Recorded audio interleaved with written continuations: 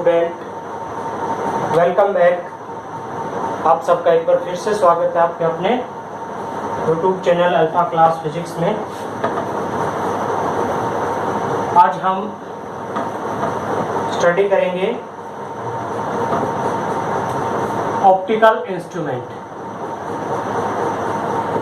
Optical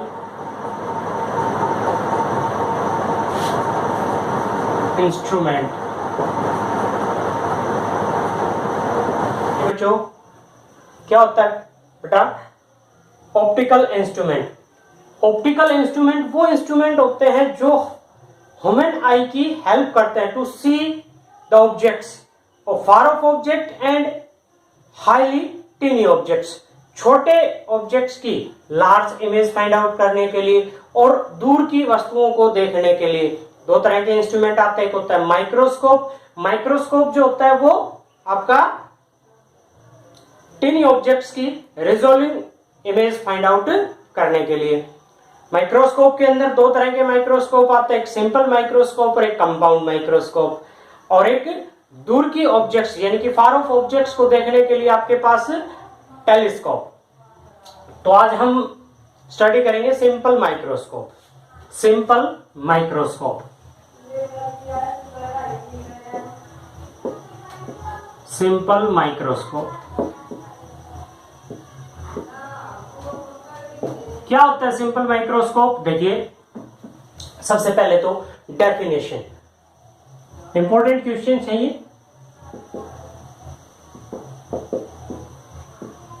it is an optical instrument.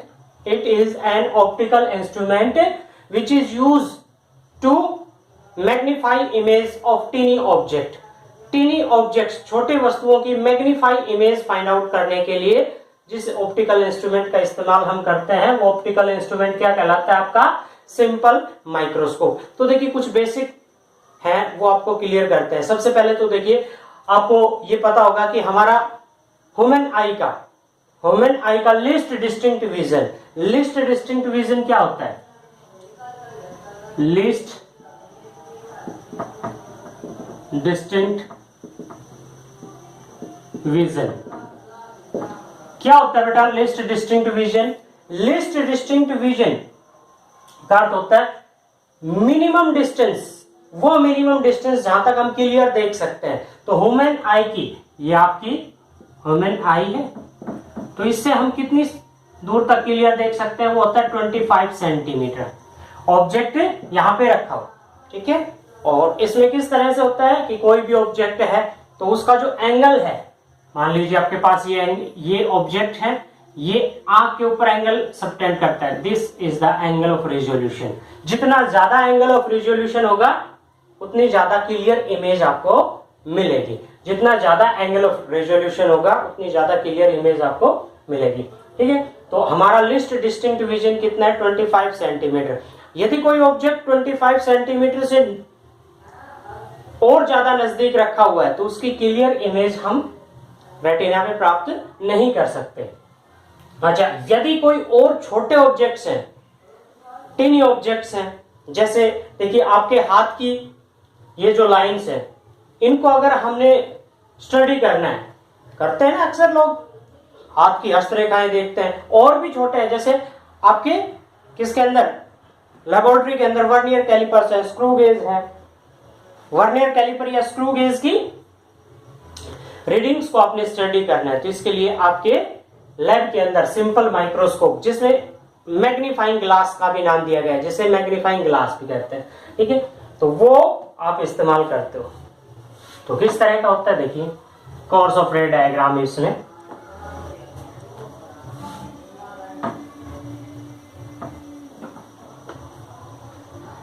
Simple microscope. अच्छा, अब simple microscope के अंदर क्या होता है? एक convex lens of large focal length. Convex lens होता है जिसकी फोकल लेंथ थोड़ी सी बड़ी होती है। आपने देखा भी होगा, आपकी ज्योमेट्री बॉक्स में भी आता है एक छोटा मैग्नीफाइंग ग्लास। इसमें प्रिंसिपल किस बेस पे काम करता है? ये किस बेस पे काम करेगा? ये हमने 10th क्लास में भी पढ़ा था, पिछले चैप्टर्स में भी पढ़ा था कि जब कोई भी ऑब्जेक्ट जब कोई भी ऑब्जेक्ट ऑप्टिकल सेंटर या ये कहें कि फोकस और पोल के बीच में रखा हो, जब कोई भी ऑब्जेक्ट फोकस और पोल के बीच में रखा हो, तब हमें उस ऑब्जेक्ट की कॉन्वेक्स लेंस से कैसी इमेज प्राप्त होती है? Virtual, erect and large. Virtual, erect and large. तो देखिए किस तरह से कोर्स ऑफ रे डायग्राम करते हैं। मान लीजिए आपका ये प्रिंसिपल एक्सिस है, ओके, ये आपका प्रिंसिपल एक्सिस है, ऑब्जेक्ट को हमने रख दिया यहां पे, ये डिस्टेंस आपकी कहलाती है यू, ऑब्जेक्ट की डिस्टेंस।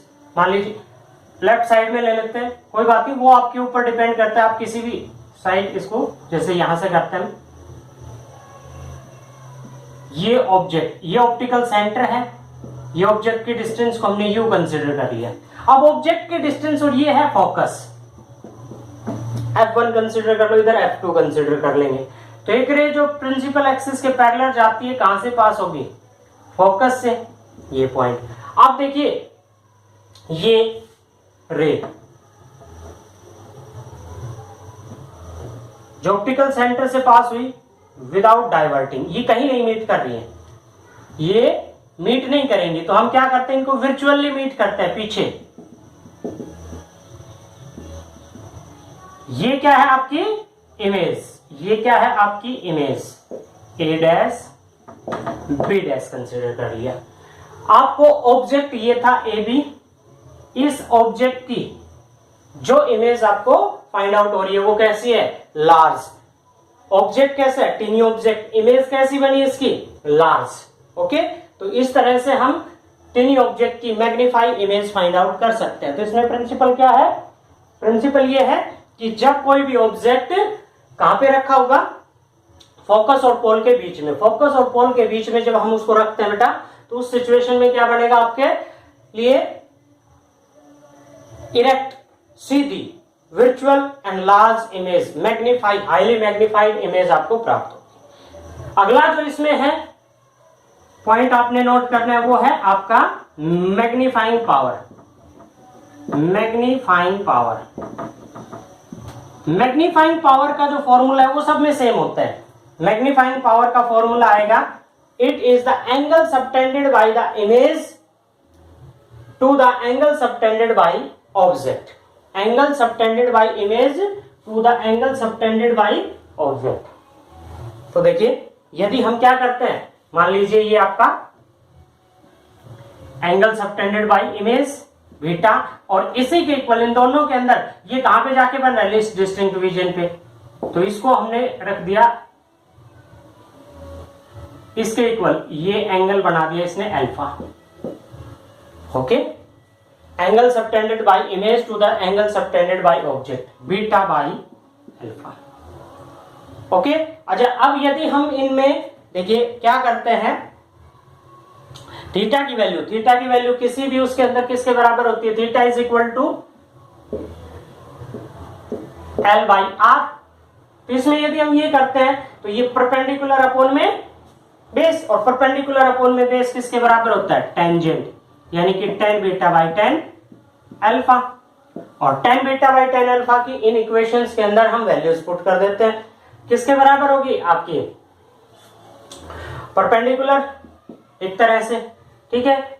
आप ले लेते हैं tan beta by tan alpha, tan beta और टेन अल्फा की वैल्यूज पुट करते हैं इन इक्वेशन से, A dash O B dash और ए ओ बी से, A dash O B dash A O B, tan beta by tan alpha इन equations के अंदर हम पुट करते हैं। जैसे इस पॉइंट का नाम हमने A1 कंसीडर कर लिया, तो टेन बीटा की वैल्यू क्या होगी? A dash B dash upon में B dash O, perpendicular upon में बेस, और टेन अल्फा की वैल्यू क्या होगी? A1 बी डैश अपॉन में बी डैश ओ, और बी डैश ओ से बी डैश ओ कैंसिल, आपके पास m की वैल्यू क्या आ गई? ए डैश बी डैश अपॉन में A1 बी डैश। ये हम पहले भी पढ़ चुके हैं कि size of image to the size of object, size of image to the size of object. अब दो ट्राइंगल्स हैं आपके पास, कौन कौन सी है? ए डैश बी डैश ओ, और दूसरी ट्राइंगल हमने ले ली ए बी ओ। ओके, इन दोनों ट्राइंगल्स को सिमिलर प्रूफ कर सकते हैं, क्योंकि देखिए इन दोनों के अंदर ये एंगल तो है कॉमन, और आपके पास ये एंगल क्या आ गया, परपेंडिकुलर दोनों का, दो एंगल्स इक्वल हो गए तो तीसरा एंगल, थर्ड एंगल अपने आप इक्वल, ये सिमिलर होगी। अब सिमिलर ट्रायंगल्स की क्या प्रॉपर्टी होती है कि कोरस्पॉन्डिंग साइड्स का रेशियो इक्वल होता है। Corresponding side A dash B dash upon में A B is equal to क्या होगा, बी डैश ओ अपॉन में बी ओ, इसके इक्वल। अच्छा बी डैश ओ ये डिस्टेंस क्या है आपकी, इमेज की डिस्टेंस v, और BO ये डिस्टेंस क्या है, ऑब्जेक्ट की, दोनों ही आपकी लेफ्ट साइड में है तो माइनस वी अपॉन में माइनस यू। ओके, तो आपके पास क्या आ गया, m इज इक्वल टू किसके इक्वल लिख सकते हैं हमने, v बाई u के बराबर भी, क्योंकि आपकी m की वैल्यू किसके बराबर आई थी, a dash b dash upon में a1 b dash. Using lens formula, lens फॉर्मूले का इस्तेमाल हम करते हैं। तो देखिए मैग्निफिकेशन का फाइनल फॉर्मूला कैसे निकाल सकते हैं। लेंस फॉर्मूला क्या कहता है आपके पास, 1 by F is equal to 1 by V minus 1 by U. इस इक्वेशन के अंदर अगर हम पूरी को v से मल्टीप्लाई कर दें, इधर भी v से मल्टीप्लाई कर दिया, इधर भी v से मल्टीप्लाई कर दे, इधर भी v, तो v बाई v क्या हो गया 1 और v बाई u क्या हो गया m, तो ये क्या आ गया v by f is equal to 1 minus m, और m इज इक्वल टू किसके इक्वल आ गया, ये इधर चला गया वो इधर, 1 minus V by F, m is equal to 1 minus V by F. Okay, और v की वैल्यू यदि लिस्ट डिस्टिंक्ट विजन पे, इमेज कहां बने, लिस्ट डिस्टिंक्ट विजन में, तो v की जगह पे हम क्या पुट कर सकते हैं, माइनस dv, और क्या पुट हो गया 1 minus minus D, 1 by D by F. D क्या है, list distinct vision of human आई।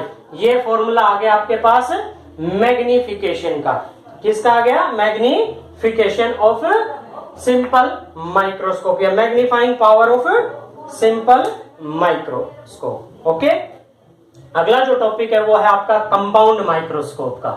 अभी हमने पढ़ा सिंपल माइक्रोस्कोप। कंपाउंड माइक्रोस्कोप क्या होता है, जिसमें दो लेंसेज का इस्तेमाल करते हैं। ओके,